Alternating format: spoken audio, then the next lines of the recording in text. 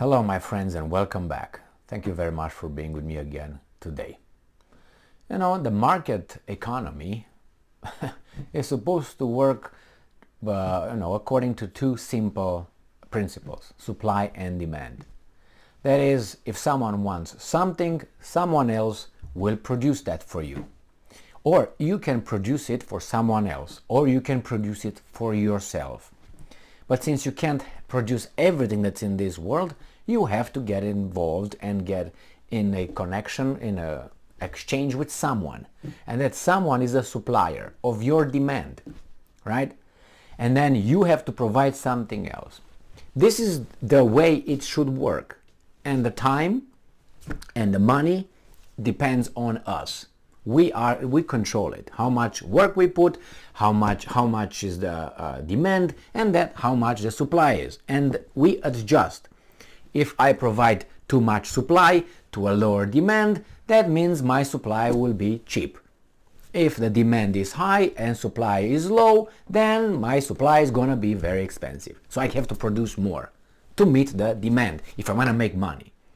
And in the process, obviously the price goes like this with the demand, and that would be the only ones. Now, if you have people putting regulations, rules, then all this is altered. The demand and supply, it's altered.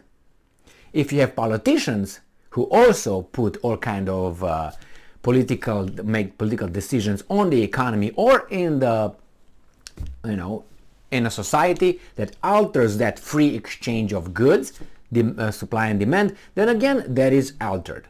Now you and I will pay more for oil starting today. Why? Because the crude oil jumped again. Not because of supply and demand, even if you can say, well, wait a second.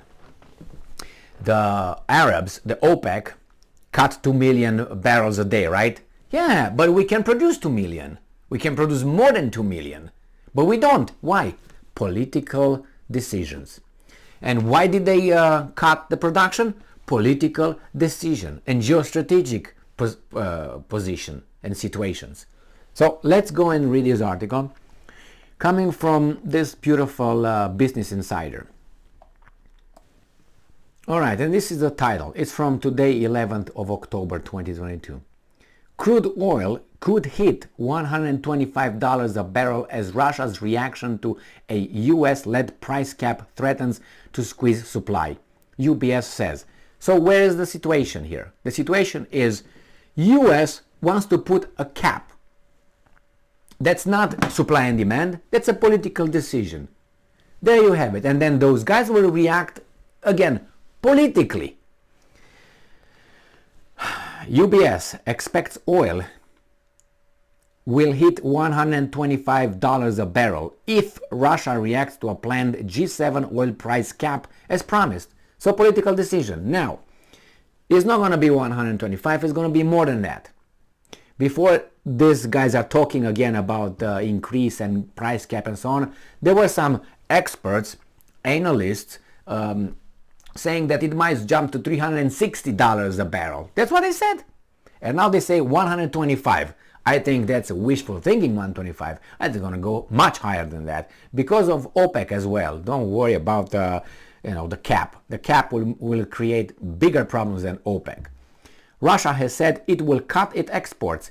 If the US, that means the supply artificially will be cut. The demand will be the same or even more. It depends on the economy, which tanks. So these guys politically will make the decision, we're going to cut it, artificially altering the supply. And the demand is right there. We want it, but we're going to have it more expensive because we're going to fight for it.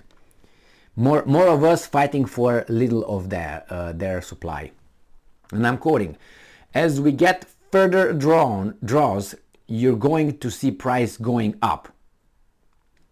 That's simple, Dominique Schneider told CNBC. Crude oil could hit $125 a barrel as Russia's response to a US-led price cap plan threatens to tighten the global market even further, a top UBS commodities strategist has said.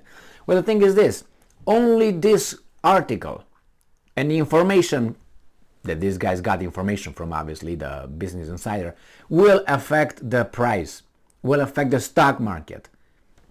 Only the uttering those words, it's enough. Moscow has said it's prepared to cut its oil output if the G7 nation carry through with the price cap, warning the measure will end up primarily hurting those behind the plan. Dominic Schneider, head of commodities at UBS Global Wealth Management, said that could pull another 1 million barrels a day at a time when the oil market is already facing a supply squeeze from OPEC plus decision to slash its production targets. And I'm quoting, the Russians were clear, and believe me, they have a very high, as I say, consistency rating. The Russians, when they say they're going to punch you in the face 3 times, they're going to punch you in the face 3 times. If they say they're going to give you $1, they will give you $1. That's the way they operate, as far as I could see the pattern. They're not perfect, obviously. So, and I'm quoting, if the Russians, if you force us to accept the price cap, we're simply not going to deliver crude to you. Schneider said in a Tuesday interview with CNBC. Very clear, but they can do it. And what are these guys going to do? They're going to attack Russia more? It was already the United States versus Russia, not Ukraine versus Russia. No, it's the United States with NATO and other weasels. And I'm quoting, and so I think kind of the situation means maybe from a global supply perspective, there's an additional 1 million barrels at risk here. I say at least. And he says, as we get further draws, that's the one. You're going to see, let me just start over. I'm like so eager to talk about this. I'm blah, blah, blah, blah. I'm quoting again. As we get further draws, you're going to see prices going up. That's simple. And we are looking at $110 to $125. That's for us, our point of gravity where it comes to crude oil, he added. Brent crude futures were down about 2% at $94.25 at last check Tuesday, thanks to worries that a recession and a fresh COVID-19 breakout in China will hit demand. US benchmark WTI crude futures were 2.4% lower at $88.97. The G7 nations, Canada, France, Germany, Italy, Japan and UK and the US have agreed to set a price cap on Russian oil in an effort to target Moscow's revenues and curb its ability to fund its war against Ukraine. But you heard your citizens that you care so much for. They don't care. They don't care. But they face a tough task in persuading the likes of China and India, persuading. Black and threats and blackmail, threats, blackmail, that's how it works. Both big buyers of Russian crude to join up the price cap plan and hurt their own citizens, which they don't want to do that. They buy it at a discount. Meanwhile, the US is caught up in growing hostilities with OPEC due to the political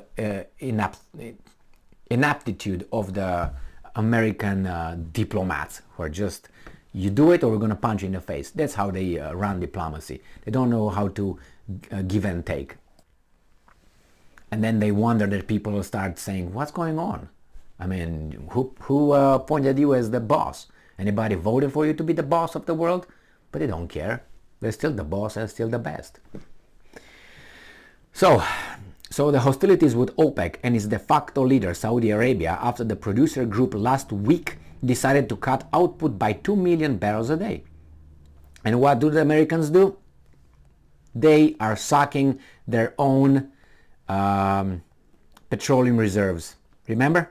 They suck their strategic oil reserves. That's how the United States figured out how to, I don't know, make up for those, not for those, because they just gonna do it in November. They're gonna start doing it in November.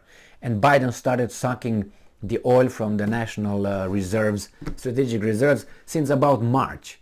1 million barrels a day for 6 months, and that was extended. What is that? That's so far at least 180 million barrels were sucked out of their account. Like you have a saving account and you consume more than you produce. So you go and have a job of, let's say, $100,000 a year, and you consume more. Let's say you consume $120,000 a year. So you're in deficit $20,000. And what do? You go back to get your saving account, and every day you get money out of that to get it from 100,000, your income, to 120. But guess what? Your saving account is going to dry up. Then what? Then what? If you don't do something with your spending, what are you going to do next? Who are you going to bomb next? Saudi Arabia? I think they're on the list. They're big time on the list with a little regime change. I'm 99.9% certain about that. We might find out a little revolution. People showing up in the street and protesting the monarchy, the king, the queen, the uncle, the prince, the whatever. And that's what's going to happen. But I got news for you. We got Mohammed bin Salman over there, and we don't have these weasel heads here. Why am I saying weasel heads here?